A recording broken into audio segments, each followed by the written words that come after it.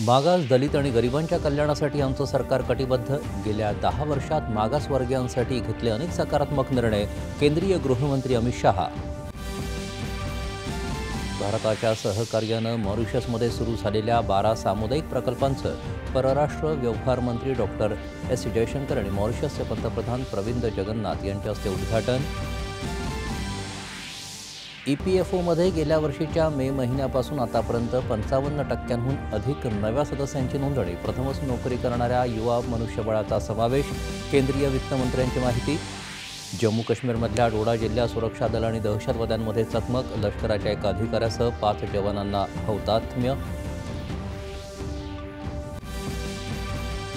साक्षीदारांची साक्ष नोंदवण्यासाठी पोलीस ठाण्यातली किंवा पोलीस विभागाच्या अखत्यारीतली जागा निवडू नये. केंद्रीय गृहमंत्रालयाचे सर्व राज्य सरकारं आणि केंद्रशासित प्रदेशांना निर्देश.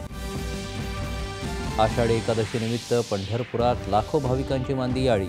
संतांच्या पालख्या आज पंढरपुरात दाखल होणार.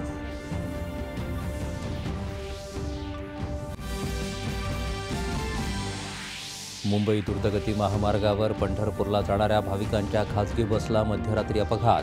5 जणांचा मृत्यू, 42 जखमी. मृतांच्या कुटुंबियांना राज्य सरकारकडून मदत जाहीर. अमेरिकेच्या राष्ट्राध्यक्षपदासाठी डोनाल्ड ट्रम्प रिपब्लिकन पक्षाचे अधिकृत उमेदवार.